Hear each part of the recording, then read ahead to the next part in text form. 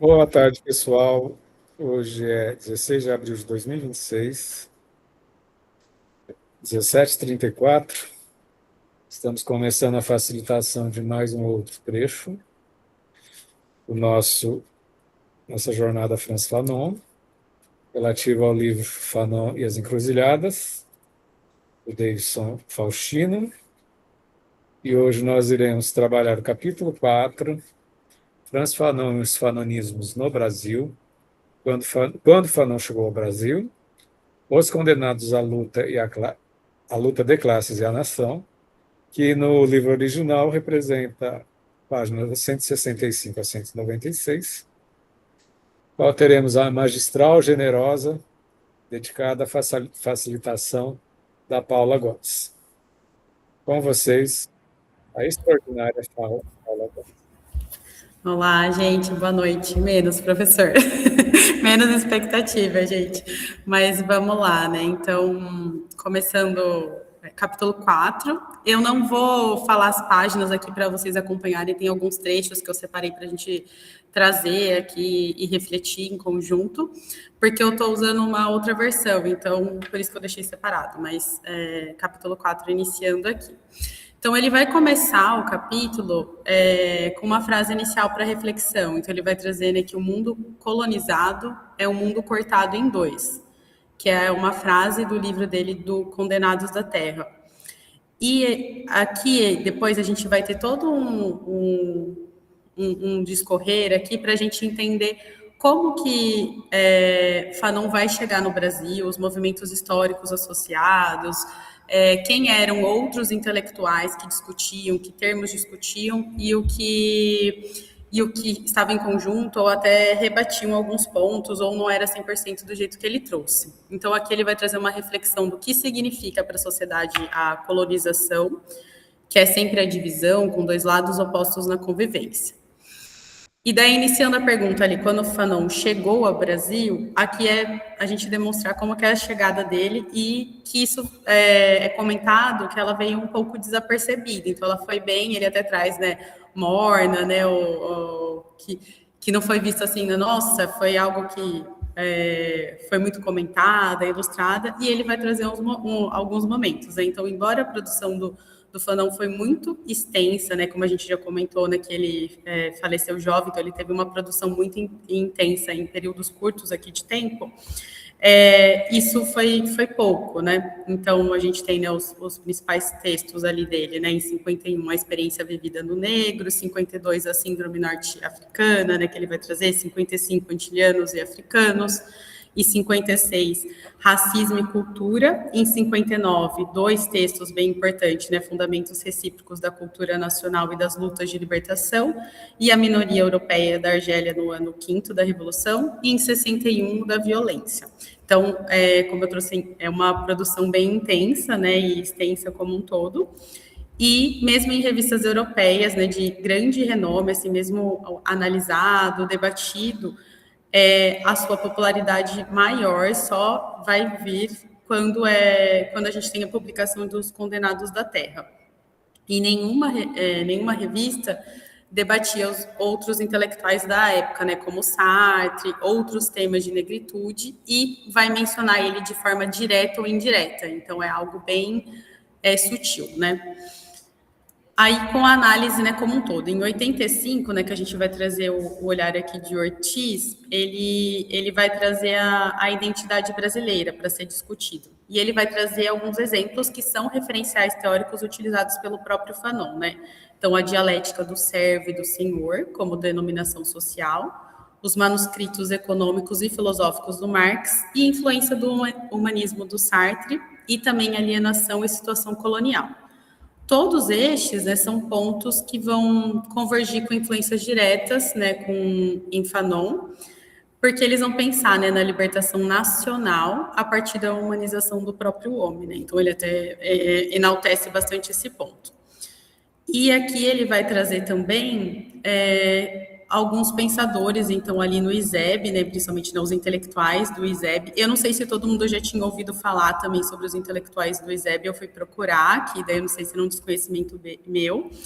que são intelectuais que surgiram ali na década de 52, aliás, no ano de 1952, e criaram o Instituto Brasileiro de Estudos Sociais e Políticos, para discutir os principais problemas do país. E aqui a gente tem um surgimento forte, né? Tem alguns nomes bem importantes, então o Guerreiro Ramos, Álvaro Pinto, o Hélio Jaguaribe, né, que acho que são alguns mais conhecidos aqui quando eu fui dar uma olhadinha. E ele vai trazer muito essa questão do viés nacionalista, né? Então, da gente entender os problemas brasileiros e, de algum jeito, promover o desenvolvimento brasileiro. Então, são pensadores que trabalharam nesse sentido para trazer. Mas acho que só para quem não conhecia, né, eu fui pesquisar, né? Não sei se era de conhecimento de todo mundo. E vai ter muitas semelhanças no discurso desses intelectuais da época, né, que vão trabalhar, né, com isso. Então, aqui um trechinho até citado pelo Ortiz, né? Necessidade premente de uma busca por identidade, para além das categorias do colonizador, colonizado, branco, negro, opressor, oprimido. Permanece a pergunta: quem somos nós? Ou por que estamos aqui? Então, esse movimento de entendimento da identidade brasileira como um todo, né? Daí eu só estou seguindo aqui as minhas anotações para ficar mais fácil. Isso é bem semelhante com o que a gente tem, né? Então, que o Fanon estava trazendo e discutindo, né, ao longo ali, né, da sua produção. Só que, novamente, aqui a gente vai trazer que não é uma menção direta, né? Então ninguém comenta, né, que também está bebendo dessa fonte ali, né, do que o Fanon está descrevendo, né? E isso é um ponto bem importante assim para estudo, para demonstrar, né, que a gente vê muitos pensadores sem uma relação ali direta que estavam abordando de modo semelhante essa mesma problemática brasileira, né? Um outro, né, que manteve essa distância, né, então que mesmo absorvido muitos pontos do Fanon, é o Guerreiro Ramos, que compõe o grupo, né, do ISEB, que é um sociólogo baiano, que também eu não sei se todo mundo conhece ele, eu também aproveitei para dar uma pesquisada aqui sobre ele. Então ele escreveu muito, né, sobre relações sociais, teoria sociológica e política nacionalista como um todo. E eu achei legal que ele integrou, né, o grupo do Teatro Experimental do Negro, e ele também trouxe, acho que aqui para os psicólogos legais, que ele propôs o grupo de grupo terapia, que eram pesquisas que trabalhavam muito com a questão do ressentimento, né, do homem negro brasileiro, para entender um pouquinho do que eram essas, principalmente ele traz ali, né, sequelas deixadas para a escravidão e para a vivência de uma identidade fragmentada. Então, é até uma abordagem, uma vertente ali de entendimento, de revisão. Isso aqui falando, né, do Guerreiro Ramos, né, como o que ele pesquisou e o que ele fez. Então, ele, né, então, mesmo estando à distância, bebendo ali da mesma fonte do Fanon, ele vai trazer esses caminhos de posições nacionalistas, populistas, praxis com as lutas sociais, então, o mesmo modelo que Fanon traz. Tá? E, seguindo aqui, então, a gente vê que tem muitas... Outra análise que a gente vai ter aqui, né, no sentido do Mário Augusto Medeiros da Silva, que ele vai trazer. Então, ele também vai trazer uma análise para a ótica do ativismo negro, então, com fluxos de ideias mais esparsas, acha que poderia ser melhor compreendido se focasse no fluxo transatlântico, e aqui, quando a gente fala da libertação de países colonizados, e ele até traz, né, que eles começam a entender, né, de onde pode vir essa influência depois aqui para o Brasil, que tinha um pintor, né, gaúcho que residia lá, né, em Paris, o Tibério, que ele traz, e ele foi um elo entre esses ativistas brasileiros e o movimento de negritude como um todo na região europeia. Então, ele foi bem atuante nesse sentido.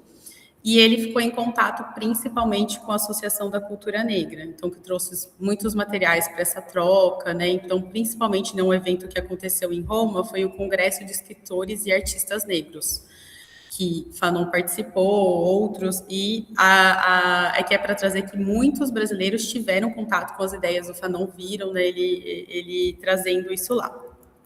Mas só em 1980, então, retomando a questão, né, de quando a gente tem falou lá quando que chega isso para o Brasil, que os textos de Fanon vão ser trazidos como referência, né? Então, e esses mesmos textos já foram apresentados no Congresso e já tinham sido vistos, né? Então, acho que para pensar a cultura negra, a colonização e a luta política. E daí, retomando um pouquinho, ele vai trazer aqui mais para o final, que no final da década de 50 e início da década de 60, a gente tem uma troca de ideias bem grande entre a Associação Cultural do Negro e outras entidades francesas para o entendimento da importância da contribuição do elemento africano à cultura brasileira. E aqui acho um ponto importante que ele traz, né, que o que importa é a possibilidade das ideias de Fanon terem exercido alguma influência na reflexão e na atuação, né, da Associação da Cultura Negra. Então, principalmente no seu período de formação e de consolidação. Então, apesar dele ser uma das figuras mais notáveis aí do Congresso, ele não era bem visto, né, o Fanon, então ele foi tratado até de modo hostil pelo próprio governo francês, que obrigou até durante o Congresso ele usar um pseudônimo para se pronunciar e poder trazer os relatos, né, que ele faz nesse momento. E nessa mesma época, né, o Fanon também estava atuando como embaixador e mobilizador político revolucionário, então, retomando, ele sempre esteve à frente aí da luta de independência de alguns países, como Marrocos, Sudão, Tunísia, e até a questão da Revolução Cubana, né, como um todo, que mostrava o modo de pensar e a relação dele entre cultura e política, né? Então, acho que assim, só trazendo esse ponto. Aqui eu acho importante ressaltar a visão de cultura e libertação do povo, né, que ele vai trazer aqui no trecho assim, de comparativo. Então, principalmente, a condição de existência da cultura pois, a libertação nacional, o renascimento do Estado, né? Então, isso o Fanon cita, que significa para ele o caminho a ser adotado pelos intelectuais ali presentes, que não devia ser só enaltecer a cultura africana, que de algum jeito ela é sistematicamente negada ali, né, pelo contexto colonial, né, mas que deveria ser trabalhado com o engajamento ali, né, dos artistas, né, então junto com o povo colonizado. Então aqui a gente ir para dentro dos saberes, dos conceitos, e aqui pensando muito numa prática política, né, que ele chama ali de prática política revolucionária, então de transformação das condições concretas e de existência como um todo. Então, aqui é um ponto-chave que estava sendo debatido e que estava bem sendo difundido também como um todo. E acho que o legal aqui também é trazer que, continuando ali no texto, ele vai falar que tem que atuar com ações, prática frente ao percebido, para a construção da nação e para engajar o povo colonizado. Então, para estabelecer essa questão da soberania da nação, né, da identidade do povo, né, como um todo. E reforçando ali o conceito dele de luta também, né, que ele vai trazer e dialogando com os outros pontos aqui, né, então, principalmente distribuição das relações entre os homens e entendimento da cultura. Daí aqui lendo um trecho aqui trazido por ele, né, adorar a cultura do colonizador, legitimando-a enganosamente como a única verdadeiramente válida, contribuindo assim para disseminar preconceitos em relação à cultura do próprio local, ou lançar-se apaixonadamente à cultura dos povos colonizados. Cultura esta mumificada, substancializada, solidificada e esterilizada pelo colonialismo. Essa segunda opção, né, que para o Fanon era muito adotada, né, pelos intelectuais da negritude, foi alvo de duras críticas, né, por ele, então, ao longo de todo o trabalho, de todos os textos dele, em que ele trazia que os colonizadores acabavam trazendo muito esse olhar caricato, né, do que, o que era essa cultura aqui antes da nossa denominação. E a gente validar isso é o ruim, né? Então, eles diziam que a gente deveria estar atento para isso, né? Então, tomar atenção para a gente não seguir nessa vertente da gente direcionar as ações nesse sentido. Então, da gente trabalhar mesmo com essa...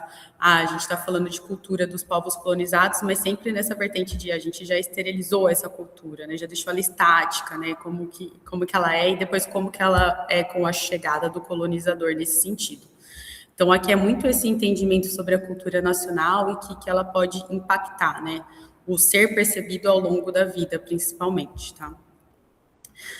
E daí, na vida moderna, né, dialogando com isso, é importante a gente ter as consciências sobre o poder se comunicar, né? Que daí ele vai trazer alguns pontos aqui de retomada de conceito. Então, principalmente a inserção da cultura africana no mundo moderno, reconhecendo essa cultura, né, como isso, originalidade, em oposição a uma imagem do europeu acaba vendo, aliás, desculpa, né, tendo essa visão, né, sobre o negro de povo que produz menos, que é menos ativo, então essa contraposição nesse sentido.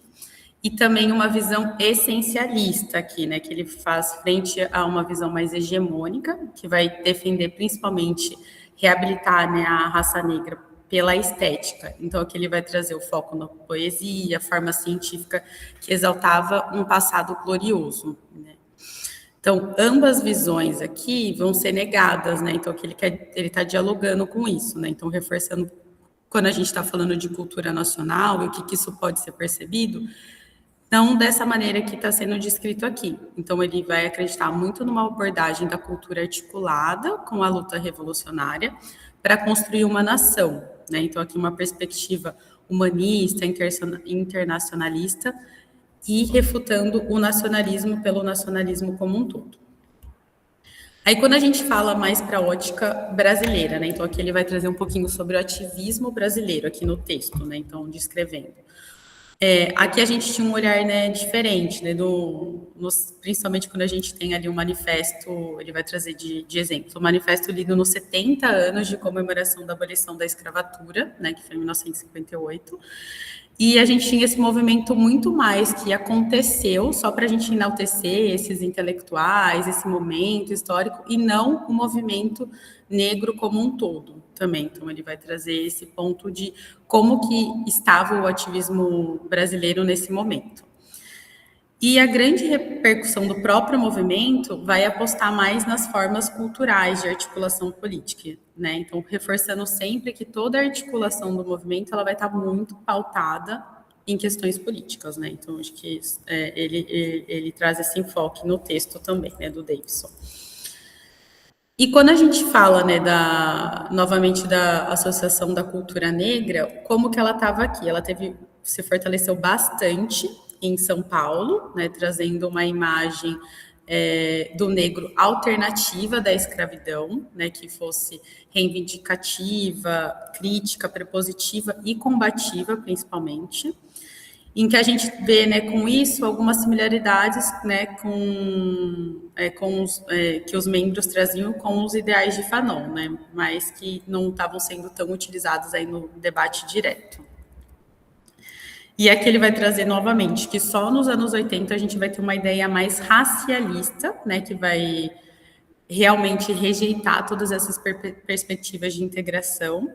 E dessa maneira a gente pode ver que foi preciso, né, uma nova geração trazer este olhar do que foi discutido pelo Fanon. Então, mesmo que eles estivessem vendo as mesmas referências, tendo posições muito parecidas ali sendo discutidos, a gente só tem mesmo essa nomeação, esse entendimento, né, a gente pode trazer ali de Fanon com essa nova geração. Então, só nos anos 80 aqui, né? Então, acho que ele vai trazer esse reforço aqui, principalmente. Peraí, só um pouquinho. Aqui. Agora, a gente vai entrar na parte que chama os condenados, a luta de classe e a nação. Tá? Então, só para vocês irem acompanhando aqui comigo.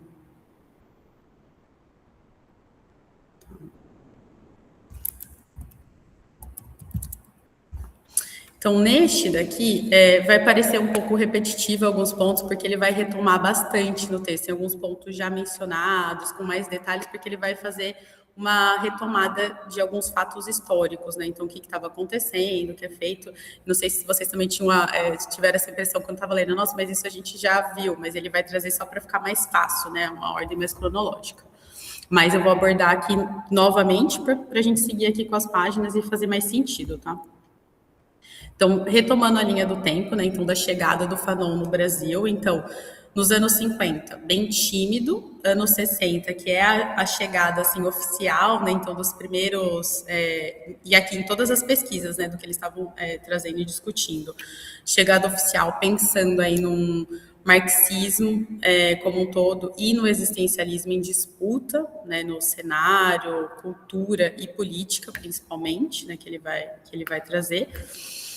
E daí é um período de maior efervescência, né, que a gente tem. Então, a gente tem a Escola Paulista de Sociologia sendo criada em 54, a gente tem o surgimento, né, oficial, né, do ISEB, né, que a gente falou, então, primeiro 52, tem as primeiras discussões, mas em 55 ele é oficializado. E no Rio de Janeiro, né, que acontece no Rio de Janeiro, e a gente tem também um movimento com o projeto Unesco, né, que também vai integrar outros intelectuais para trabalharem com questões sociais, de acompanhamento. Então, muitas pessoas discutindo, entendendo o que a gente poderia entender aqui como cultura, nação brasileira, né, como um todo, né?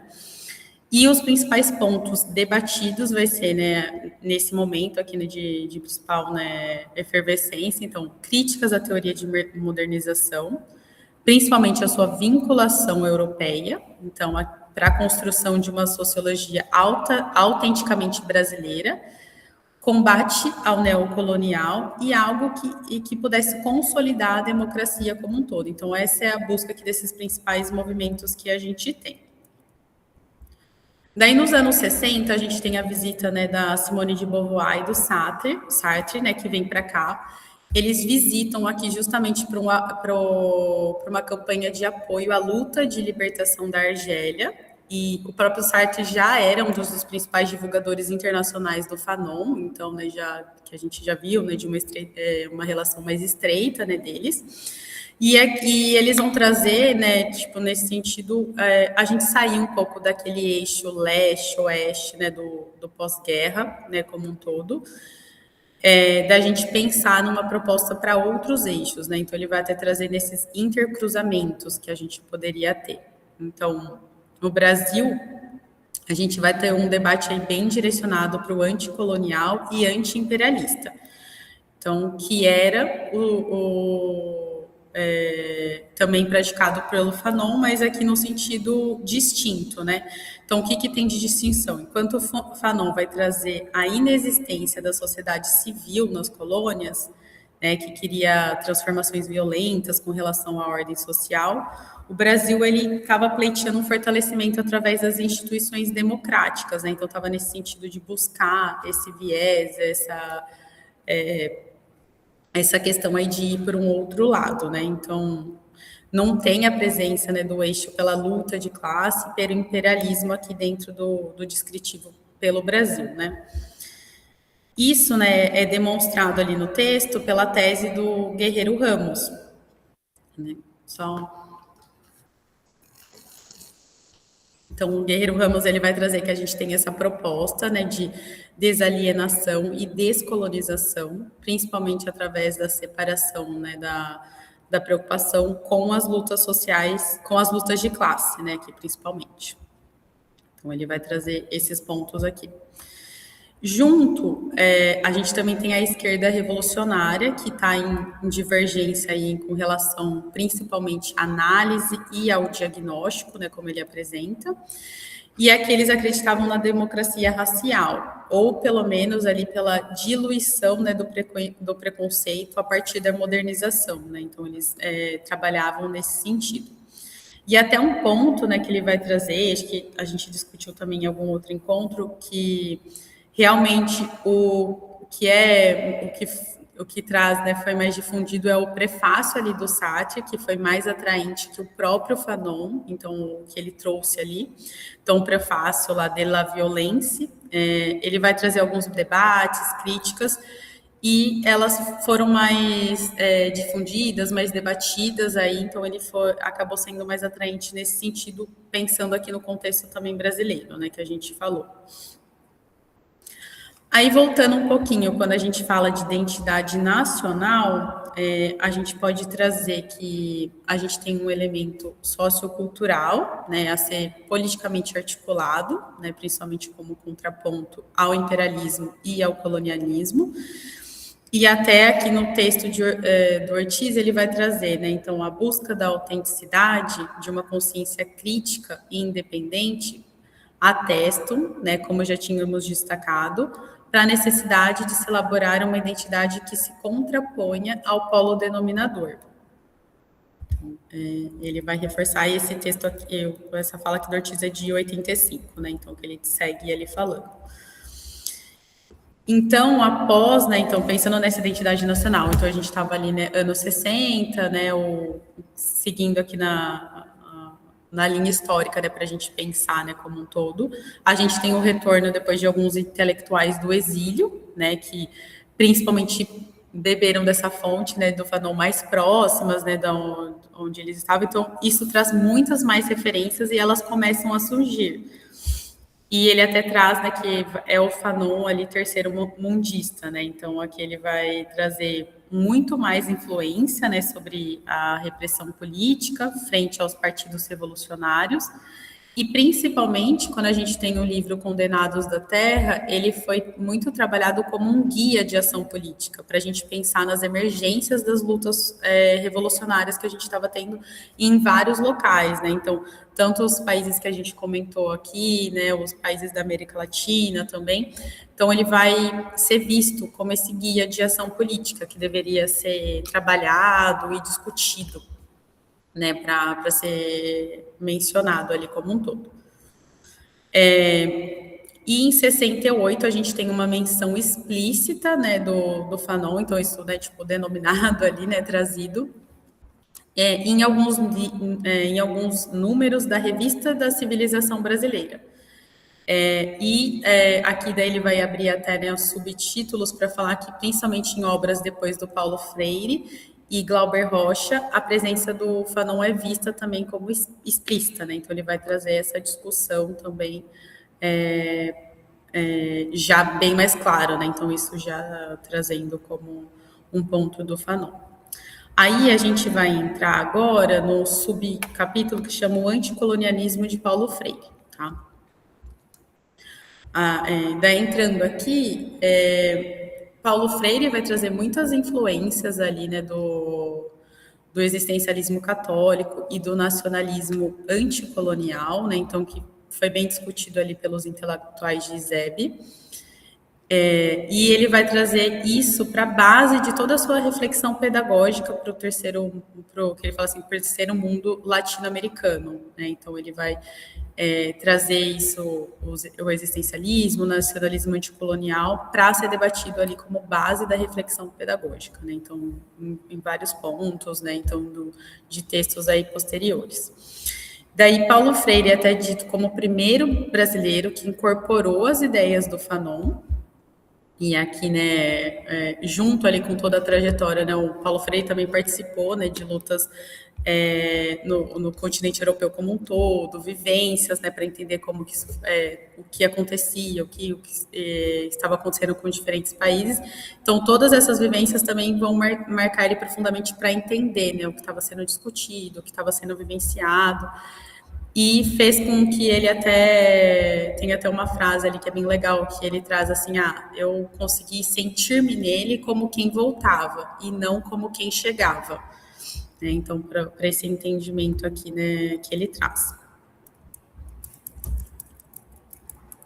Então, o Paulo Freire, como um todo, ele vai romper, né, com o nacional, né?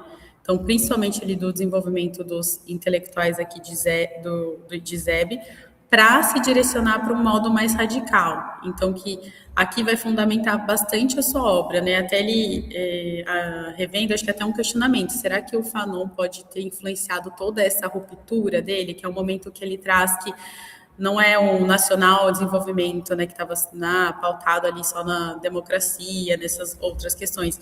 Ele acha que é preciso ser algo assim radical, abrupto, trazer isso mais claro, né, para todos.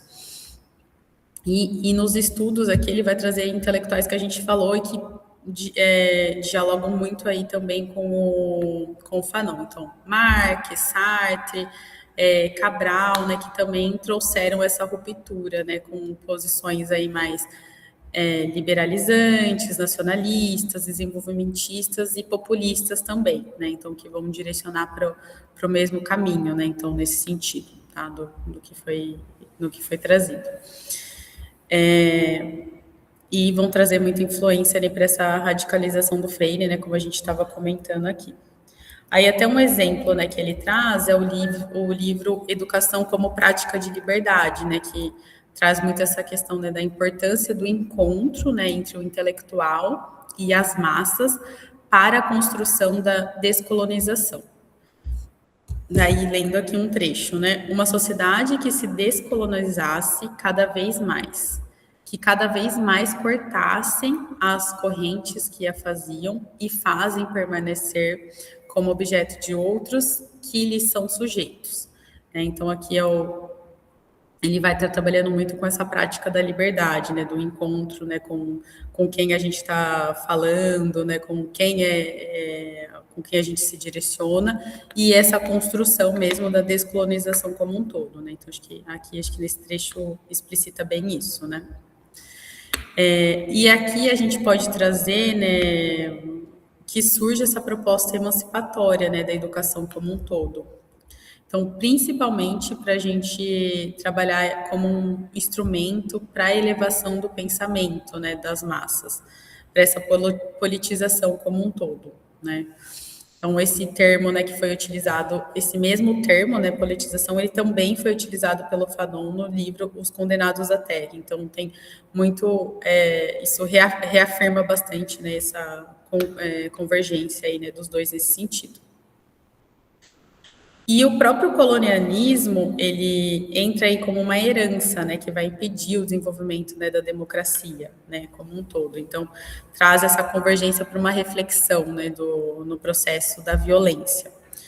Então, o colonialismo, ele é violento, sendo que a sua reprodução, né, ideias, armas, é a partir da negação do humano do colonizado, né. Então, ele vai trazer que às vezes a gente está falando desses movimentos, né, de ruptura, mas que a gente está falando do colonialismo que é um movimento violento, né, que está trazendo essa questão de reprodução como um todo, né. Então, a gente está negando o humano quando a gente está falando do colonizado, né. Então, aqui ele vai trazer que a violência, ela é como uma força material igualmente proporcional, né. Então, só que a diferença dessas violências dos opressores e dos oprimidos, é que para os opressores é apenas a manutenção ali da opressão, né, de quem está no poder, né, de quem acaba se enxergando ali como superior.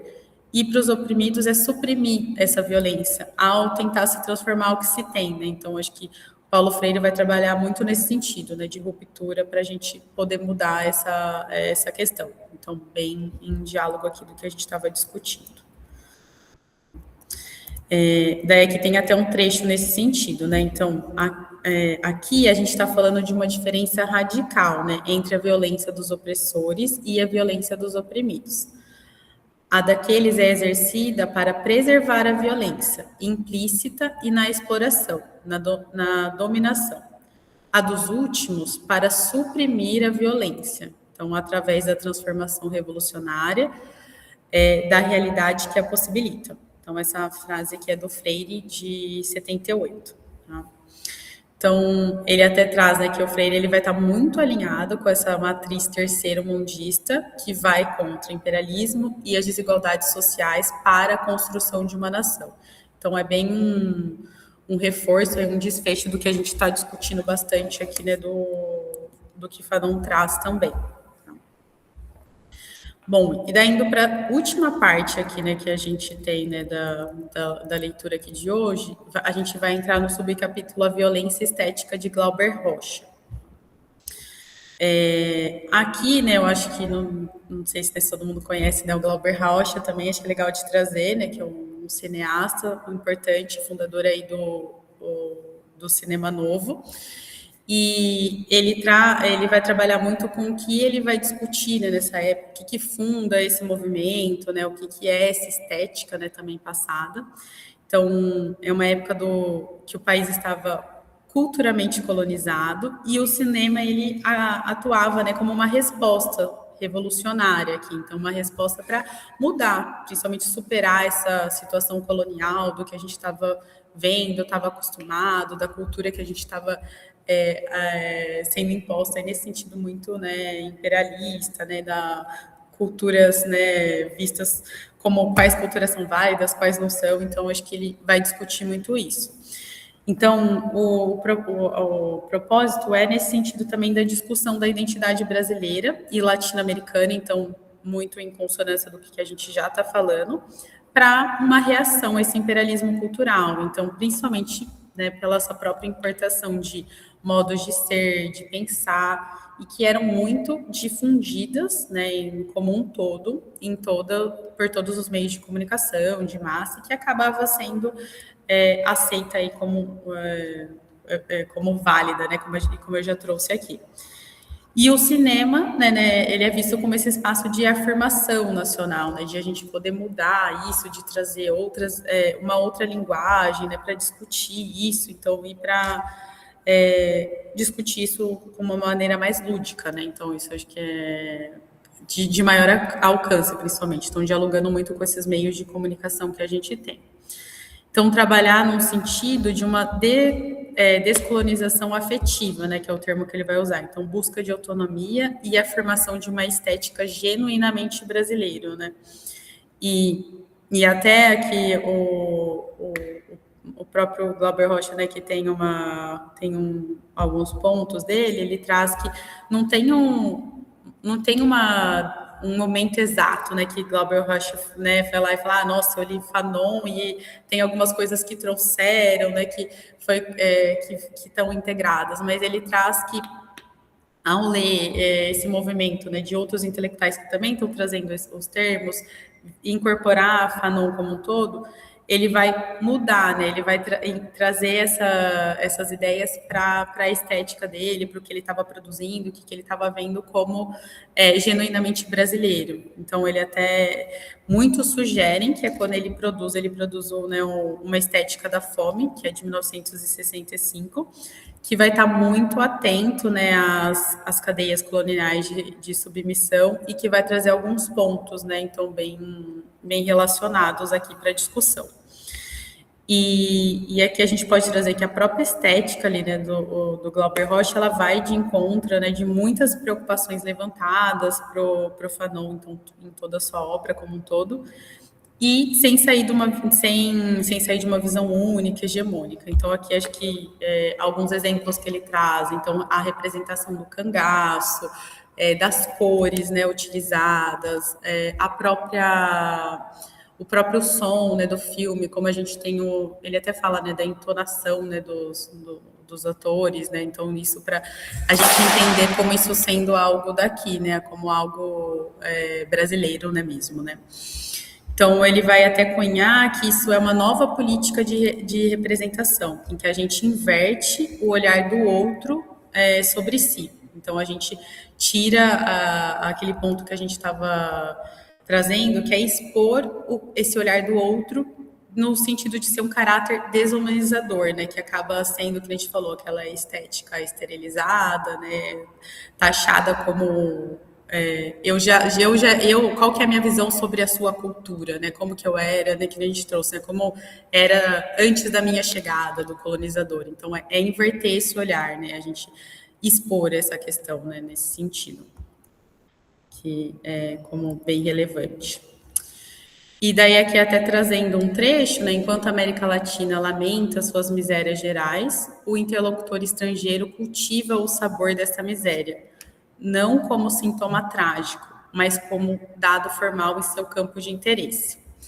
E daí aqui, continuando, para ele, nem o latino comunica sua verdadeira miséria ao homem civilizado, nem o homem civilizado compreende verdadeiramente a miséria do latino. Então, para trazer que essa relação, né, que a gente tem a exposição, né, que o latino, ele não está comunicando a sua verdadeira, né, verdade, a sua miséria em relação ao outro.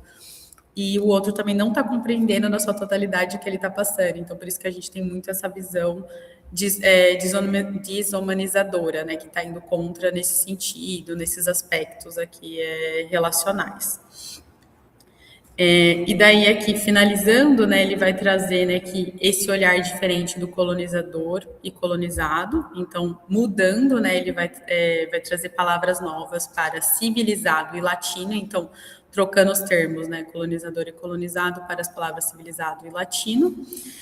E quando questionado ali até das próprias cenas, né, também de violência, de enaltecer muito as revoluções, né, como o povo deve se portar, o que, que ele tem que fazer, que caminho é indicado que ele tome, se direcione, ele vai trazer que a própria violência estética ela é para superar essa alienação, né, que a gente está, né, vivendo nessa continuidade, nesse momento. Então, ela vai atuar, né, como um próprio alarde, né, uma própria contradição frente a trazer mais clareza e uma lucidez revolucionária como um todo, né? Então, ele vai finalizar com esse sentido aqui. Tá? Bom, eu acho que eu falei um pouquinho rápido. Eu acho que eu falei um pouquinho rápido aqui, mas eu não sei se tem algum ponto que a gente pode voltar a discutir, né? Então, só para a gente falar mais, tá? Mas ou voltar aqui se eu falei meio rápido mesmo. A gente queria agradecer em nome do coletivo um capítulo tão descritivo assim de momentos históricos e tão bem apresentado pela Paula, porque é um capítulo que por esse panorama todo correria um sério risco de dispersão, e a Paula puxou para a terra, entendeu? Parabéns, porque eu confesso que eu li, tinha hora que a minha cabeça viajava nas épocas assim, por isso que é muito bom a gente trabalhar em grupo, né? Ter essa facilitação que facilitador dá um norte para a gente. Não tem muito o que falar, porque primeiro que eu acho que Acho que eu estou começando, tá, gente? Tem muito o que falar. Primeiro que eu acho que a Paula conseguiu ancorar, né? Um capítulo tão cheio de figuras, tão cheio de momentos históricos. Mas o que mais me ressaltou assim é algo que a nova geração não tem muita ciência, né? De como era difícil acessar um conhecimento, né? Buscar um livro na Europa, trazer o livro para o Brasil, né? Ter acesso a um relato de congresso, entendeu? A raridade, né? Que se tinha, ademais, na matemática não hegemônica, né? Para a época, né? Para hoje em dia é uma luta, né? É a luta da afirmação étnico-racial, que hoje já tem espaços para a gente refletir. Na época, então, né, gente? E me dei conta, né, 70 anos depois da escravidão, que teve aquela comemoração, nos 50, gente, né? Muitos, muitos remanescentes da escravidão ainda estavam vivos, né? Ainda, e sofrendo ostensiva opressão, né? Então, pensem bem como era difícil fazer circular a informação, né? Entendeu? Fez lembrar quando eu comecei a estudar Foucault nos anos 90, gente. Às vezes a gente sabia que tinha um congresso, que ia sair um livro, aí a gente tinha que buscar xerocopiar, não tinha nada de internet, gente. Então, assim, acho que trouxe essa experiência, essa raridade, né? E, ao mesmo tempo, a resistência que é fazer circular essa informação, né? E a potência que tem nessa resistência. Só isso que eu tenho que falar, porque a Paula já fez uma síntese rigorosa e numa fala que prendeu a atenção, né, Paula? Você sabe se expressar muito bem. Parabéns, gratidão. Antes de eu passar, gente, para o grupo, vocês se deram conta que estamos há 3 semanas de acabar o livro do Davidson? Eu não tinha me dado conta. Que na terceira semana ela tem um espaço em branco, né? Gente, como voou, gente. Como tenho gratidão de estar aqui com vocês, né? Tem um espacinho em branco, gente. Vou pôr aqui. Tenho certeza que vocês vão se entusiasmar para fechar com chave de ouro a facilitação. Quem ainda não se prontificou, está aqui nas mensagens. Só falta uma para fechar o ano, até agosto. Né? Façam esse ritual de fechar o livro. Tem um mês para ler 25 páginas. Fazer que nem a Paula fez, entendeu? E outros que outros já fizeram, que outros ainda irão fazer. Estamos solidários, que estão aprendendo juntos. Está ali na mensagem para alguém se prontificar. A Yara levantou a mão? Sim, primeiro realmente parabenizar a Paula, porque ela deu uma organizada bem nas falas, né? No texto de hoje. Eu só queria lembrar uma coisa que, assim, primeiro, depois da leitura, eu vi que eu vou ter que ler Pedagogia do Oprimido pela terceira vez, agora com o olhar do Fanon. Então, vou terminar Pele Negras, Máscaras Brancas, para eu ler de novo, pela terceira vez. Pedagogia do Oprimido, Pedagogia da Esperança, Educação e Liberdade. Então, vou ter que reler tudo de novo. Yara, posso te cortar, porque tem a ver? Vamos Ah, fazer um encontro de estudos da pedagogia do oprimido? uai, beleza. Uai, vamos terminar o ano, ué. Vamos terminar com ele. Vamos? O que Terminar vocês com acham, ele, galera? que aí já segue, né? Quem acha interessante, bate uma palminha aí.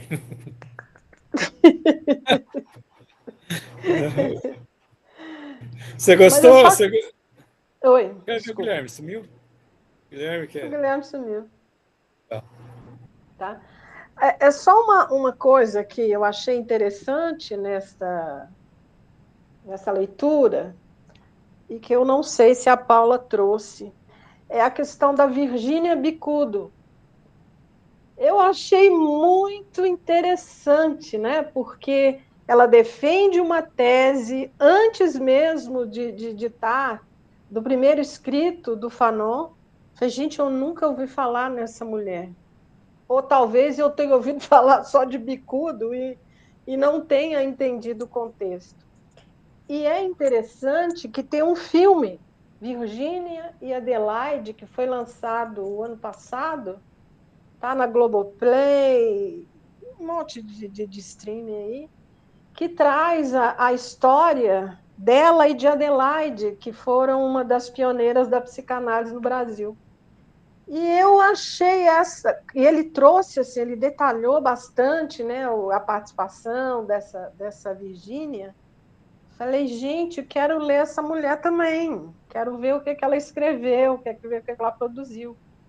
Então, é só isso que eu queria contribuir, tá? Mas, de novo, Paula, parabéns. Obrigada.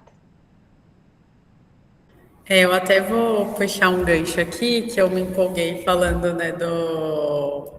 Tava meio nervosa também, né? A gente falei meio rápido. E me empolguei falando do... Ai, como chama? Esqueci o nome dele. Guerreiro Ramos. E eu acabei pulando. Falei da grupoterapia e pulei a parte dela. Eu acho super importante a gente falar mesmo dela, né? Que, como você trouxe, né? Uma das pioneiras, né, da psicanálise aqui no Brasil como um todo, né? Só que ela também é socióloga, né, educadora brasileira, então ela tem uma formação incrível. Então, né, primeira psicanalista também não médica formada, né? Então ela teve uma relação bem próxima, né, com o Marcondes, né, que é um dos primeiros psicanalistas que a gente tem. E eu acho só legal trazer aqui, né, os pontinhos que eu tinha anotado, que ela vai trabalhar com conceitos super importantes, né? Que vai dialogar muito do que a gente estava trazendo. Então, termos de dimensão, né, do preconceito de cor, então atuando principalmente como barreiras de subjetividade, no que é determinado de fora, como forma de se perceber o mundo de si, né? Então, o que a visão, né, aqui do outro, né, tipo, diz ali sobre a sua cor, sobre quem você é e como que isso é visto, assim, de como você vai entender o mundo a partir disso, né? Então, isso aqui que implica. E a dualidade entre o ser negro e não querer ser negro, principalmente, né, colocado aqui como algo bom e mal, né? Então, o ser negro e não querer ser negro. e as distorções sobre vivências pelo branco, né, que vai sofrer muito essa questão do conflito neurótico deslocado, que aqui, né, acho que aqui tem a maioria de psicólogos, mas que é bem amparado em sentimentos de culpa, vergonha, o que isso pode trazer, e dialogando um pouquinho do que a gente estava falando ali também com o Guerreiro Ramos, que vai trabalhar um pouco com essa questão, né, da rejeição, né, de o que a gente traz, né, ao longo da vida, né, e dela tem vários pontos, né, que acho que vale, né, que nem como a Yara trouxe, tem vários estudos, né, então estudo de branquitude, racismo e subjetividade, valorização da resistência, né, então ela tem vários pontos bem interessantes, né, acho que talvez valeria a pena ler também mais. Eu também confesso que eu só ouvi, mas fui entrar mais no detalhe para conhecer mais ela nesse sentido, que tem uma literatura bem interessante aqui nesse sentido, né, para discutir.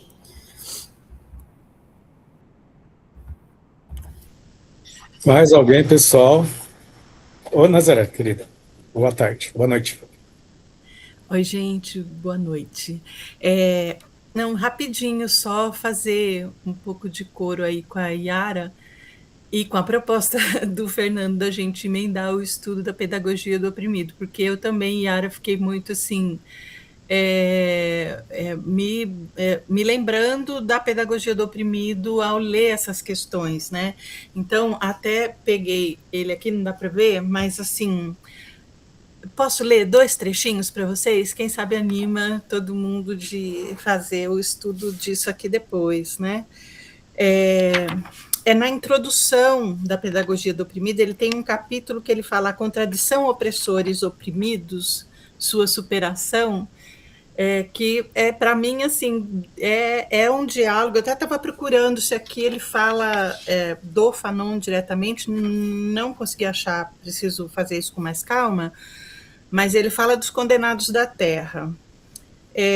Ele diz assim: nossa preocupação nesse trabalho é apenas apresentar alguns aspectos do que nos parece constituir o que vimos chamando da pedagogia do oprimido, aquela que tem que ser forjada com ele e não para ele, enquanto homens ou povos na luta incessante de recuperação da sua humanidade. Pedagogia que faça da opressão e de suas causas objeto da reflexão dos oprimidos, de que resultará o seu engajamento necessário na luta por sua libertação, em que essa pedagogia se fará e se refará. O grande problema está em como poderão os oprimidos, que hospedam o opressor em si, participar da elaboração como seres duplos, inautênticos, da pedagogia de sua libertação. Somente na medida em que se descubram hospedeiros do opressor, poderão contribuir para o partejamento da sua pedagogia libertadora. Enquanto vivam a dualidade na qual ser é parecer e parecer é parecer com o opressor, é impossível fazê-lo. A pedagogia do oprimido, que não pode ser elaborada pelos opressores, é um dos instrumentos para essa descoberta crítica, a dos oprimidos por si mesmos e a dos opressores pelos oprimidos como manifestações da desumanização. Então, ele vai desenvolvendo aqui essa ideia que, para mim, tem muita relação com isso que a gente está discutindo e com essas questões aqui que a Paula também hoje foi apresentando super bem. E a questão da violência, né? Eu achei interessante também como ela aparece no Fanon, no Glauber Rocha, e aqui na Pedagogia do Oprimido também a questão da violência. Ele tem, não vou esticar, mas ele tem também um trecho belíssimo falando dessa questão da violência aqui na Pedagogia do Oprimido, dizendo que a violência ela é sempre a violência do opressor, né? Por mais que a reação do oprimido à violência da opressão também se manifeste como violência, né? Nunca é o opressor que inaugura a violência, e, na verdade, nunca é o oprimido que inaugura a violência, mas é sempre ele que luta contra essa violência da opressão e tal. É muito bonito. Ele vai falando de coisas como quem inauguram a violência os que oprimem, os que exploram, os que não se reconhecem nos outros, não os oprimidos, os explorados, os que não são reconhecidos pelos que os oprimem como o outro. Inauguram o desamor, não os desamados, mas os que não amam, porque apenas se amam. E aí ele vai, enfim, vai falando do terror, da tirania, do ódio.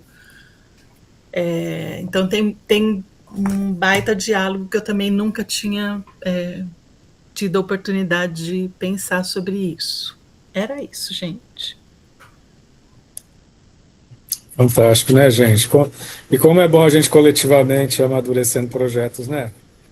Isso é a potência do encontro, né?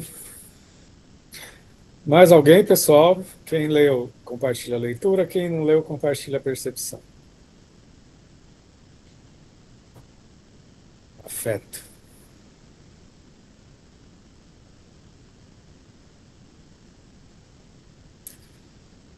Eu acho que é isso, né, pessoal? Semana que vem a gente vai ter a facilitação da Nazaré. Recapitulando. É Alguém na vai outra, falar? né, Fernanda? Semana que vem, acho que não tem encontro, é isso? Ah, dia 30, tá certo, perdão. Tá. É dia 30. O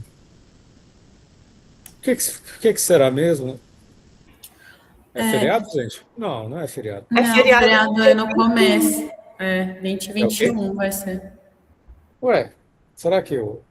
Eu acho que você trocou até, né, professor? Porque dia 30 é uma véspera de feriado, né? Eu não sei se vai ser, ou vai ter Ah, deve mesmo. ter sido por isso. A gente pensou que às vezes podia ter uma... Pois é, Mas, mas mas 21 não tem. Pera lá. 21 não tem.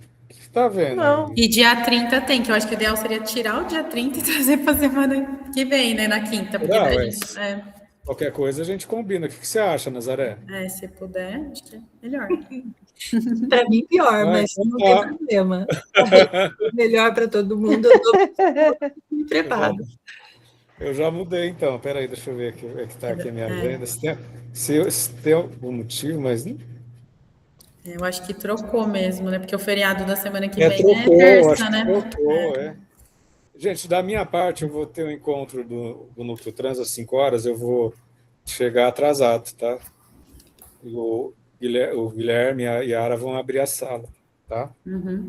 Encontro muito importante. Dia 23, tá? Mas vocês se reúnam, eu vou chegar. A reunião começa às 5 horas. Eu vou até antecipar o tema. Montagem de uma pós-graduação sobre gênero e sexualidade. Entendeu? Marcar essa semana comigo às 5 horas. Então, de qualquer forma, estaremos falando das ações afirmativas, tá? Fazer o esforço para... Não sei a que hora que vai acabar a reunião, mas assim que acabar eu dou uma passada, tá bom? Então, a gente avisa o grupo que, então, só recapitulando, nessa hora a mania cai bem. Dia 23 de abril teremos a Nazaré falando dos condenados à luta de classes e à nação e o ativismo negro dos anos 1980, a autenticidade negra, a retirada das máscaras brancas, página 196 a 226, repito, página 196 a 226. Até agora, não tivemos o fechamento de 14 de maio, é um mês, gente, só falta um. E aí, a minha ansiedade, eu fico tranquilo, eu sou um sagitariano ansioso. Sou calmo, mas sou ansioso. Oi, Nazaré. Eu posso só pedir as páginas, eu tô lendo numa... aqui no Kindle, e as Eu páginas... também estou lendo no Kindle. Alguém é Mas as capaz? páginas da minha edição não batem exatamente, eu não consegui entender até agora por quê, tá? Então, será que alguém consegue localizar qual é o tópico que Paula, você que termina na acabou a página leitura? 226? Sim, o seu começa. Eu até tinha perguntado isso para o Guilherme para ter certeza. Vai começar no O Teria. Florestan Fernandes. Isso, Florestan Fernandes inspirado em Fanon. É esse que começa nisso. Isso, eu queria saber onde ele termina, essa página 226 aqui, porque ele está bem no meio de um tópico, né? Otávio, Iane e a racialização. Esse eu não vou fazer. Vai. Eu vou até esse, até o Otaviano. Até esse. Ah, não, é mais, desculpa. É porque eu vi aqui só metade da página. Você vai até o MNU e o negro como condenado. Tá. Exclusive, gostou do exclusive? Inclusive. Exclusive. Esse é inclusive, MMU. Inclusive. MNU e o negro como condenado. O movimento negro como condenado. Tá. E o outro Então, começa na justiça. No dia 30 a gente não vai ter, a gente vai ter dia 23. Vamos confirmar aqui. É dia 23, a gente não tem dia 30. É véspera de feriado. Deixa eu até apagar aqui. Dia 30.